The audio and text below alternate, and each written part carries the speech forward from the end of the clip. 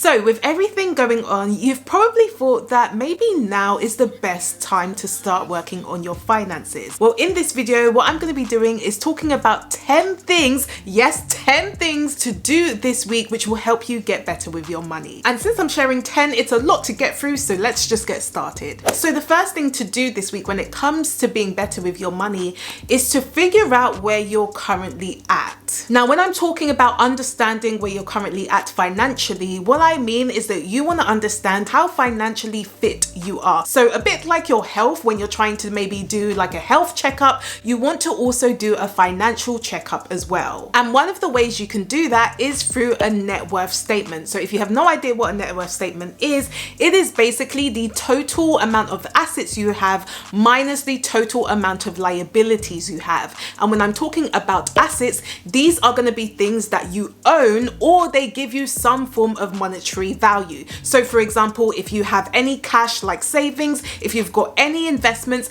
anything that might be putting money in your pocket, you are going to name that as an asset. Whereas when it comes to liabilities, these are going to be things that you owe. So maybe you owe it to a creditor, like credit card debt. If you've got any other forms of debt, if you've maybe got a car loan or a personal loan, anything like that will be classed as a liability. So what you want to do is total the amount of assets you have and then total the amount of liabilities you have and take your assets minus your liabilities, and that is going to give you your total net worth. Now, the reason why figuring out how financially fit you are and using a net worth is a good thing is because it's going to help you direct you and figure out what you need to be focusing on. For example, in my case, when I did my first ever net worth, I realized that I had no assets whatsoever and I had a whole load of liabilities, including a car loan and my overdraft. And I'm not going to lie to you, when I figured out exactly how much my net worth came to, which essentially was a negative number because all I had was liabilities,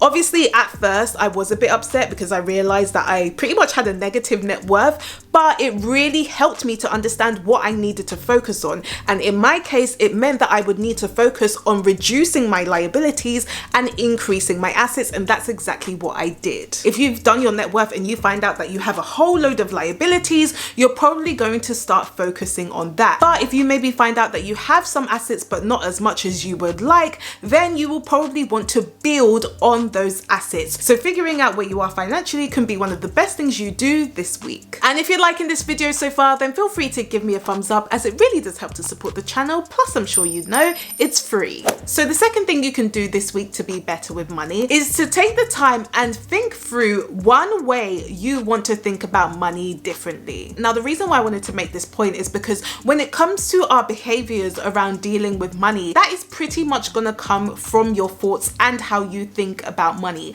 And so it's really important to take that into consideration when you are trying to get better with money, when you're trying to work on your personal finances. So as an example, when I first tried to be better with my money, I realized that one of the thoughts I consistently had in my head was that I was a spender and then that's it. I could never save money because I had tried to save money before and it never worked. So for me, I was just a spender and that's all I could be, meaning that I could never change. And because I would always continue to have those thoughts, guess what? It meant that I would never save money and I would always end up spending my money instead, resulting in me living paycheck to paycheck. Until I decided, you know what? Actually, I feel like I can be a saver. Even though I've struggled to save before and I've always spent my money, it doesn't mean that I will never ever be a saver, and it doesn't mean that ultimately I won't become an investor either. What I then started to think about is how can I change my thoughts into thinking that actually I can be a saver,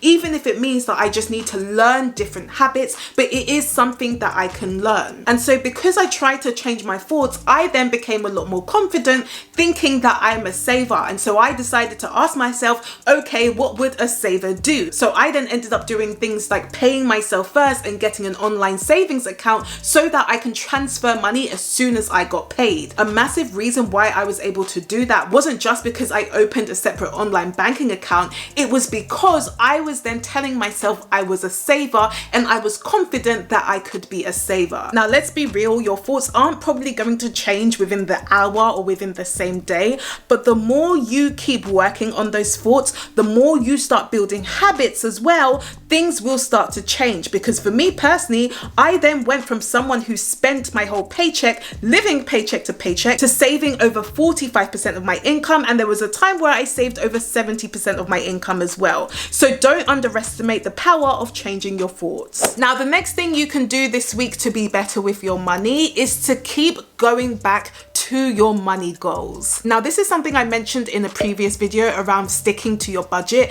and the importance of having money goals. And if you haven't watched that video yet, definitely make sure you do that after this one. I'll link it up here for you and in the description below. But one of the best things you can do this week is to really go back to your money goals and remind yourself of the things that you are working towards. And I actually think that when you look at your money goals and you remind yourself of what you're working towards, that is going to be one of the biggest motivations to help you be better with your money. Because what that means is essentially, if you are then better with your money, most likely you're going to end up reaching some of those financial goals you have. So for example, with many of the women I coach, there are usually two big goals that they will have. One of them is to start working towards financial independence so that they can have the option to do what they want to do when they want to do it. But also another key goal they may have is to save up for a large enough deposit so that they can buy their first home. So then whenever they're kind of dealing with their finances, whether it's maybe budgeting or looking at their spending, they will always be reminding themselves of why they are doing this. It's because they have a particular goal that they are working towards, and because that goal is very important to them, they are likely to want to be better with their money to help them ultimately reach that financial goal. Now, if you want to learn more about setting goals and when you should do them and what you should start working towards, then make sure you do check out my free money management guide, because I explain the 6 steps that I took to not only set my goals, but practically what to start doing to actually achieve those goals. So make sure you check that out if you haven't already. I'll make sure it's linked up here for you and in the description below. Now, the fourth thing you can do this week to be better with your money is to start creating a financial plan. Now, this is quite different to the money goals that I was talking about, because yes, setting a goal is a good first step, but you also want to figure out how you're planning to get there. So just saying that you want to buy a house might not be that effective. What I'm essentially saying is make sure you have the plan to back up your financial goals. So as an example, let's say that you would love to become financially independent. Your goal may then be to figure out, okay, how much am I going to need to reach financial independence? Let's say it's about £600,000 or dollars. What you'll then be thinking about is, how am I going to get there? So what am I going to do to help me become financially independent and reach that ultimate number? And with that example, within your plan, you may then be thinking about the vehicle. For example, you might be thinking about going through the business route, or you might be thinking about investing into assets to then pay for your lifestyle, which is going to help you become financially independent. And so within that plan, you will then need to figure out how much you need to be investing in order for you to reach that goal. But can you see the difference between creating the plan and having the goal? The goal is basically the end destination, but the plan is figuring out the path that you're going to take. And I'm gonna be honest, I feel like this is the area that people avoid the most. So most people will probably set those goals. Let's say you have a goal to become financially independent in the next 15 years. But if I was to ask you, how do you plan on getting there? What is your plan? That is probably a totally different story, because people probably haven't thought about the path they're going to take to get there. And by the way, your plans can absolutely change. There is nothing wrong with that. But what I'm saying is, if you don't necessarily have a plan in the first place, well, how are you going to measure your progress? And how are you going to know if you're even an inch closer to your goal? So if you haven't created a plan at all when it comes to your financial goals, it might be something you want to consider doing this week. Now, the next thing you can do to be better with your money is to figure out whether your budget matches your money goals. Now, obviously, I'm assuming that you have a budget already, and if you don't have a budget, I have plenty of videos to help you start your budget, so make sure you check that out if you haven't already. It will be linked in the description below for you. But what I mean is, once you obviously have your goals and you have your plan, you want to make sure that that is reflected in your budget. So let's say that within your financial plan, you need to be investing about $500 a month. You should then be asking yourself, is that reflected in my budget? So am I going to be able to save and invest $500 a month based on my plan, which will hopefully then lead me to my financial goal. And if you realize that you haven't really been matching your money goals and your plan to your budget, then it's definitely something you want to start doing. Now, the seventh thing you can be doing to be better with your money is reviewing your own budget and having a look at your expenses. So what I mean is you want to think about ways that you can actually improve on your expenses. So ask yourself, are there any areas that you could potentially save money? Maybe you've been paying for some subscriptions that you don't even use anymore. Or maybe that after doing some calculations, you realize that if you buy a subscription annually,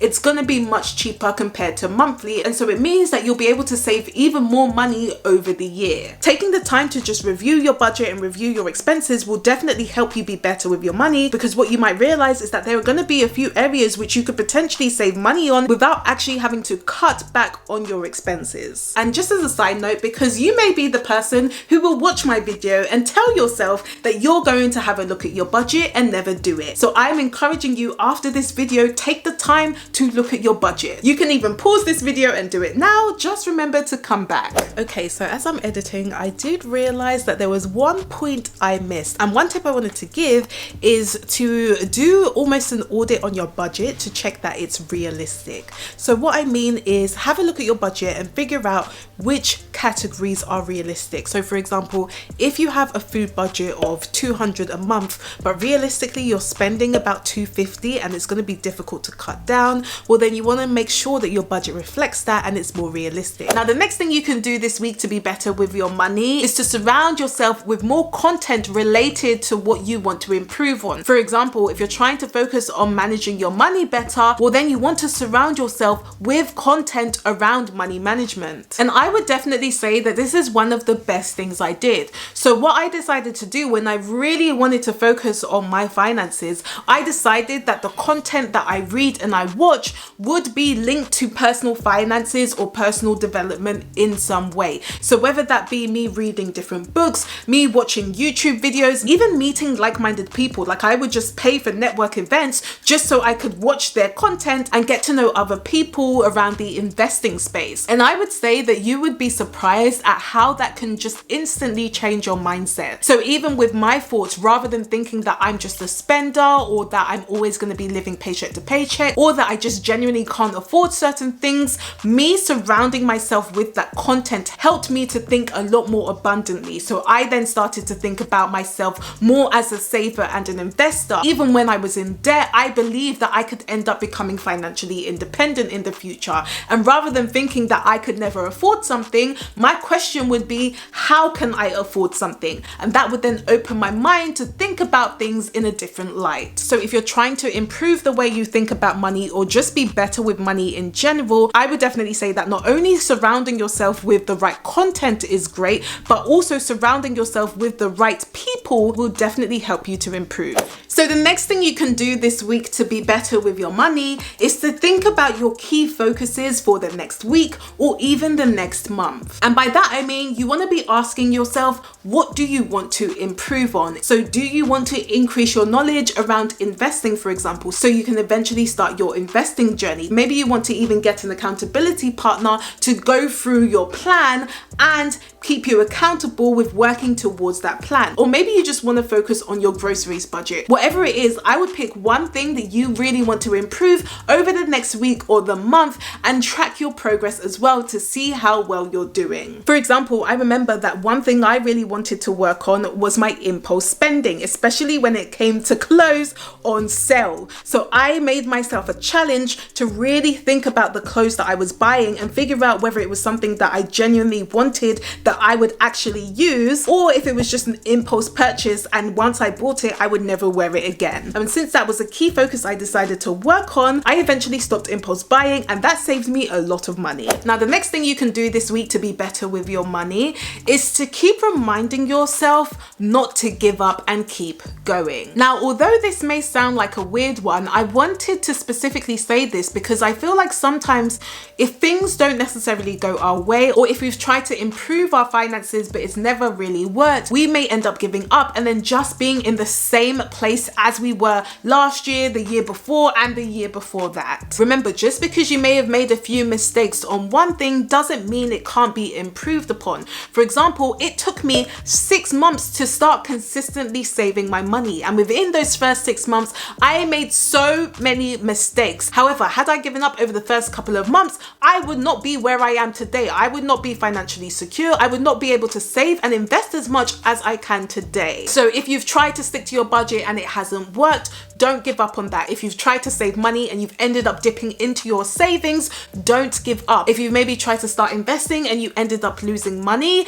again, don't give up. What I would be saying is just take that as a learning opportunity and realize that those mistakes will help you in the future, because then you'll be able to figure out what to do and what not to do. And if you feel like you are at the point of giving up because you've tried to save money and it hasn't worked before, or you've tried to stick to your budget and it hasn't worked before, or you've tried to start investing but it's too overwhelming, then make sure you do check out my one-on-one coaching, because I can essentially help you with all of those scenarios. So whether it's sticking to your budget, knowing how to spend your money to the point where you can save more money, or even just getting to grips with investing, I've been able to help my clients do all of that. So make sure you do check that out if you haven't already. You can book a free call with me to find out more. So I'll link more information up here for you and in the description below. Remember, when it comes to just being better with your money, yes, it may sound simple at first, but it's definitely not easy. So make sure you do cut yourself some slack and don't give up. So if you did like this video, then please do give me a thumbs up if you haven't already, and let me know in the comments what's at least one thing you're gonna do this week to be better with your money.